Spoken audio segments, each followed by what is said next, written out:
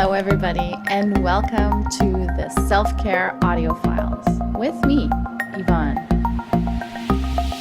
Our mind, body, and spirit need to be healthy in order for us to thrive. In our changing world, this has never been more important. The Self-Care Audio Files is the place to come for real stories, powerful self-care practices, and anything that will help you cope in today's crazy world.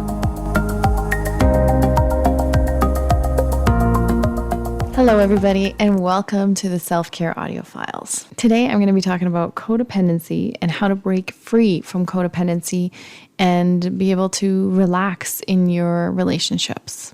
So for those of us who are not familiar with codependency, there's a couple of definitions. The original definition of codependency is a relationship or psychological condition in which a person is controlled or manipulated by another who's affected with a pathological condition, also known as an addiction. A more recent definition of codependency was created by Melody Beattie. She is the queen of codependency. If you want to know anything about codependency or get any books to further your knowledge on codependency, check out Melody Beattie's books. They're amazing. Her most famous book is called Codependent No More. And the book that I have is The Language of Letting Go, Daily Meditations for Codependency. They're fantastic books, and The Language of Letting Go helped me so much when I was deep in a codependent relationship and trying to get out of this relationship. This book was my savior. So the new definition of codependency, as per Melody Beattie, is a codependent person is one who has let another person's behavior affect him or her and who is obsessed with controlling that person's behavior. Now, I can totally identify with that definition. So if you want to know if you might be codependent, I'm going to read some ways in which codependency might show up, and you might see yourself in these examples. Okay, so I've got these behaviors from the website of the Mental Health America of Northern Kentucky and Southwest Ohio.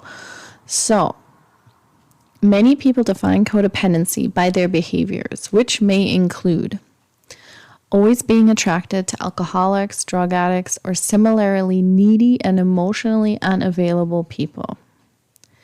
Feeling as if they must be in a relationship with someone, anyone, for their lives to be worthwhile.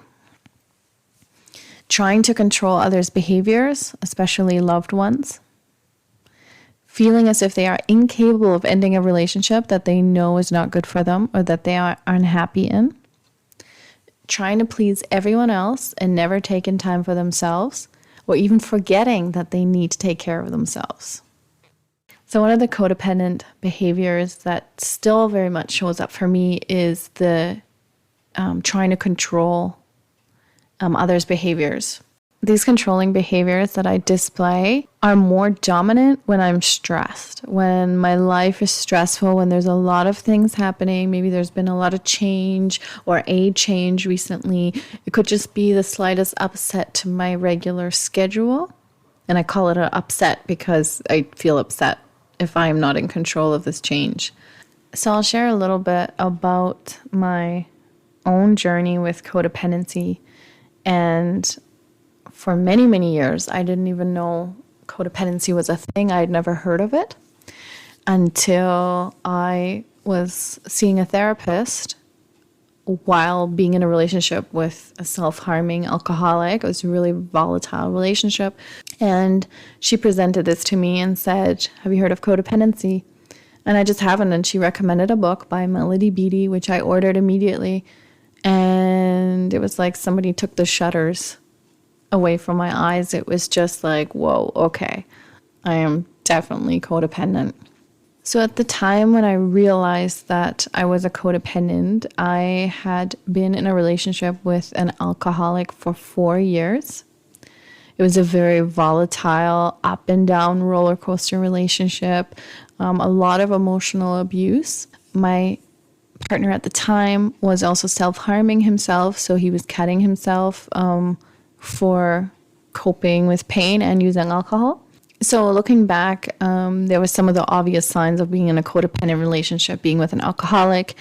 But some of the other ways that it showed up for me was I had no friends at all. My whole existence was pretty much to take care of him and the relationship. So not me, just him and the relationship. So anytime I was away from the home, whether it was at a job or actually it was just at a job because I never saw friends because I wanted to stay home and be there. So if he was ever out of the house, I would feel very, very nervous, very anxious. I'd have stomach cramps. I would feel shaky. I would feel all sorts of things until he would come back. There was a lot of emotional abuse, violence, not physical violence against me, but violence in ways of objects being thrown and walls being punched. Like there was a lot of uncontrolled anger. There was screaming and yelling pretty much every night. I remember thinking, okay, well, the cops are going to show up anytime now. The cops are going to show up anytime. So this went on for about 4 years. There was a break in the middle, but so we had broken up, and then I went back to him. It's an addiction, pretty much. Your relationship becomes an addiction. And anyway, so looking back, I knew after 6 months to a year, I would say after 6 months, I knew this was not a good relationship and this was volatile and I this was not the right thing for me. My intuition knew that, my gut knew that, but I was so addicted and I just had to stay. So I stayed in the relationship for about 4 years, all the while my intuition telling me you need to get out, but just ignoring it and also, with the alcoholism, like, oh, well, he'll change and he's getting better. Oh, and he's going to see a therapist. Make sure to see your friends. So always taking care of him and making sure, he has his friendships, his family. Make sure he's tending to all of those. Make sure he's eating right. Make sure he's going to a therapist. Make sure he's not drinking too much. Make sure to control his booze. Make sure, all this stuff. And meanwhile, not doing any of those things for myself. I completely abandoned myself. I completely lost myself. And I didn't even know it. I just didn't even think that I was supposed to take care of myself. I just didn't even know that that was a thing. It wasn't on my radar at all. It wasn't until I had no idea who I was anymore. I had no idea if what I was thinking or feeling was valid. I had no idea if I was living in reality. So after 4 years, I got really sick. And I actually lost my voice. Metaphor. Like my body was telling me, like, you have completely lost yourself and I'm going to make you see. And I'm going to, like, your voice is gone now. And I remember I was sitting there the whole week pretty much by myself because he was not available to support me. He was not there. And I remember just by myself on this couch with like all sorts of medications all over the table. And just realizing like, okay, I think this is it. I think I've done everything that I possibly could have done. And I'm at this cul-de-sac. And now there's nowhere to go but turn around and go back.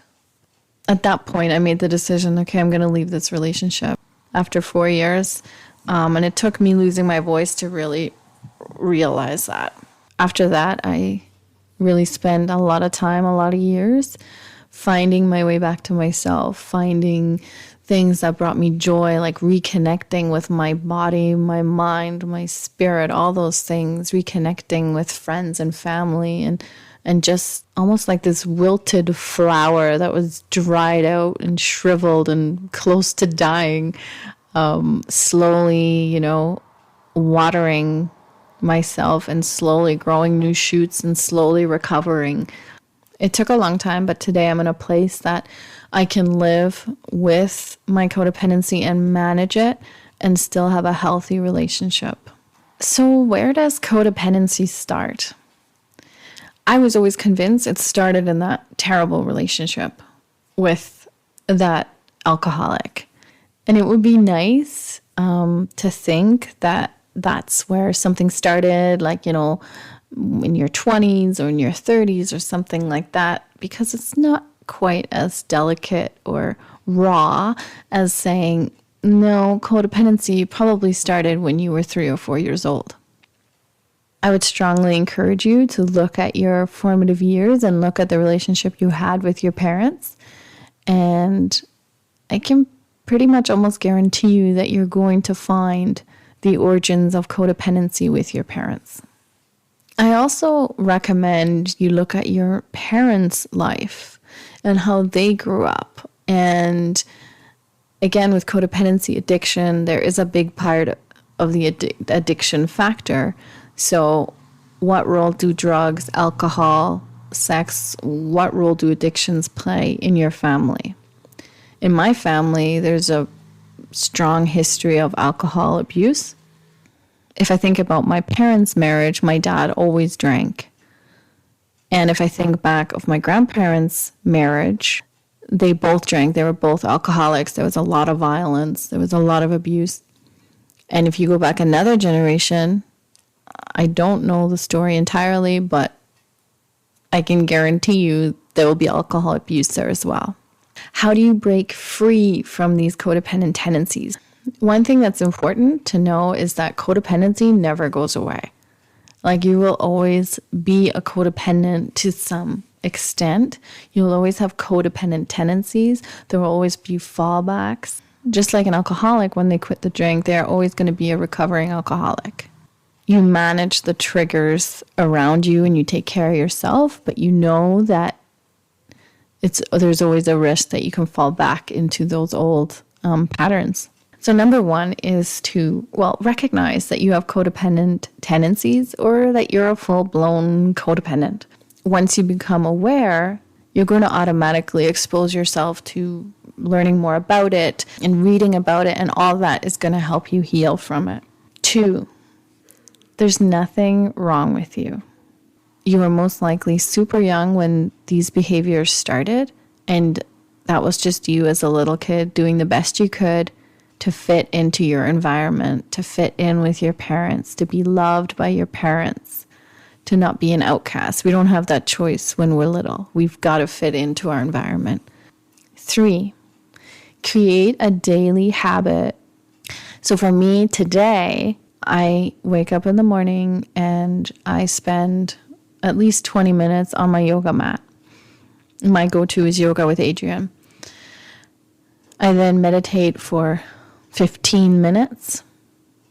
And then I do a little bit of journaling or maybe play with my tarot cards or whatever. But that hour in the morning is my hour to tend to my mind, my body, and my spirit. So create that routine and strengthen that relationship with yourself. 4, talk to a therapist, talk to a coach, talk to a counselor, talk to anybody who has experience with codependency and has overcome codependency, because that's going to help you so much. When I went and talked to my therapist, I think I saw her for about a year, and it helped me so much. Actually, with her support, I was able to leave that relationship. I was able to, she was with me while I was fully in it, where it was so volatile. She was with me when I ended it. She was with me when I started new, when I was by myself, when I was taking those first baby steps by myself. She was there with me. And that was so valuable. 5, come up with some really good affirmations that work for you. So for me, one of the affirmations I have to not control other people and other people's behavior is I say to myself out loud, usually, I am only responsible for my own feelings. I am not responsible for the feelings or the behaviors of other people. So what are some signs that you're recovering from codependency and that you might be a recovering codependent instead of fully immersed in the codependency? You know who you are. You kind of like yourself. You know what brings you joy. You know what brings you pain. You know what you like. You know what you don't like. You know what you want to do with your life. You may start to notice feeling calmer when you leave your home and your relationship. Like if you go to the grocery store, you might not feel anxiety anymore. You might feel calm and not be doing too much thinking about your partner. Or if you're thinking about your partner, it's kind of nice thoughts. It's not combined with that anxiety. You have strong friendships and people outside of your relationship that you do things with. Another big sign to show you that you're recovering from codependency or that you're a recovering codependent is when you think about not being with your partner anymore, not being in that relationship. It doesn't pull the rug out from underneath you. You know you're going to be fine. You recognize it would be very, very hard and very sad, but you also just know that you would be okay. Do you have codependent tendencies? What stage of codependency are you at? Are you fully immersed in a codependent relationship, or are you moving past it? Have you recovered? Are you a recovering codependent? If you want to talk further about this subject, I would love to talk with you. Just send me a DM. And again, you can join my free Facebook group, Insane Calm Posse. The link is in the description. Thank you so much for listening, and see you next time on the Self-Care Audio Files. Bye-bye.